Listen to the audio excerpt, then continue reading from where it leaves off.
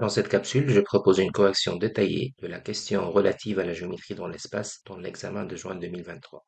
On est toujours avec la partie avec calculatrice.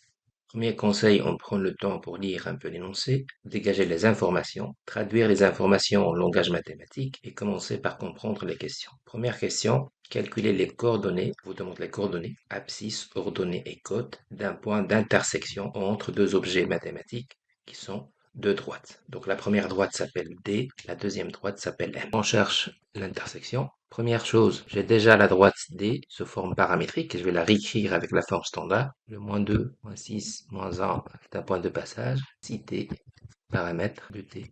Le T appartient à R. Deuxième droite, il s'appelle M.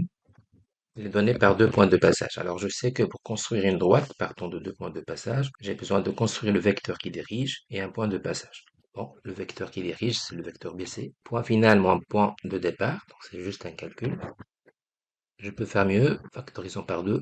Le vecteur U qui dirige D, bah, c'est juste les coefficients du paramètre.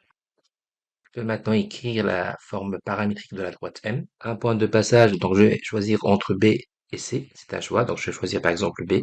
Un vecteur qui dirige, je peux prendre le 4 moins 4, 2, mais je peux prendre celui-là plus simple. Attention, plus 2. Je ne vais pas prendre le même paramètre T, donc je vais prendre S par exemple. La question est toujours l'intersection, donc je vais égaler les deux systèmes.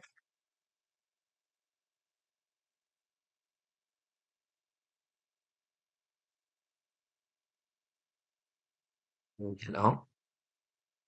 Je remplace soit dans M, soit dans D, le point d'intersection que je note I.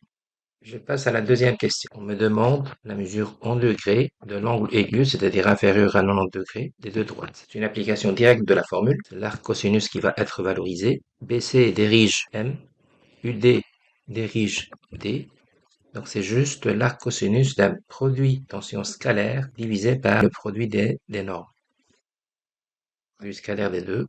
La définition analytique. Abscisse fois abscisse plus ordonnée fois ordonnée plus côte fois côte. La norme de UD.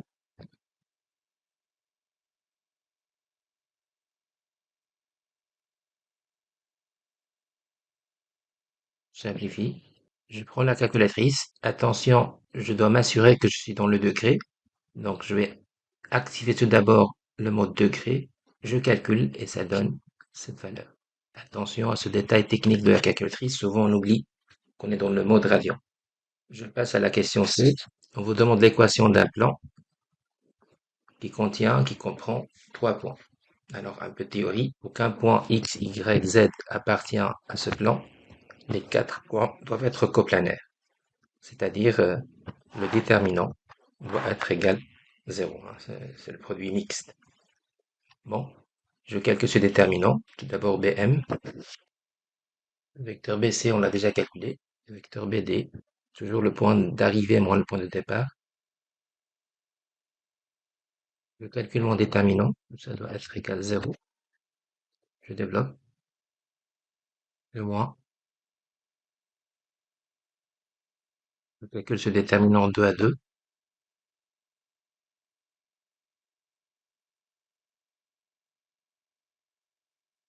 Je peux simplifier le calcul. Divisé par 4 partout. Je développe. Terme semblable.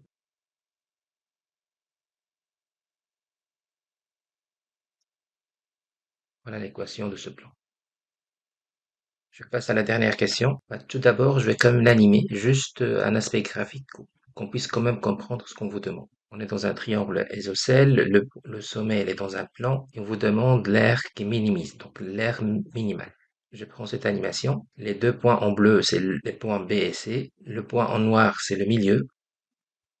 Et là, je suis en train de prendre un point n'importe lequel dans le plan, le triangle isocèle. À chaque fois, il y a une aire qui se construit. Et parmi toutes les possibilités, je choisis l'aire minimale. Voilà, on voit bien que ce point bleu qui bouge, il va arriver à un point mauve sur le plan.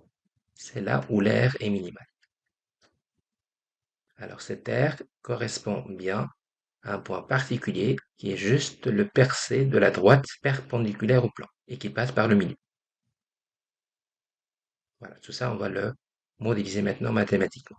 Voilà le schéma final, ce qu'on va essayer de chercher, juste pour vous aider à voir clair cette question qui n'est pas toujours claire au niveau visuel. Ça, c'est le plan pi. Ça, c'est le segment BC. Mon triangle BCS est toujours isocèle. J'arrive à un point M qui est milieu. Ça, c'est un point quand même remarquable. Et je vais percer la hauteur SM d'une manière perpendiculaire par rapport au plan. Voilà ce qu'on va chercher, ce qu'on va construire. Tout d'abord, ce point M. Puisque c'est un milieu,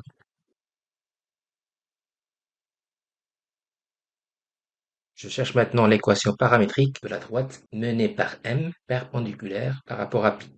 Je cherche cette droite. Donc, il sera dirigé par le vecteur normal de pi.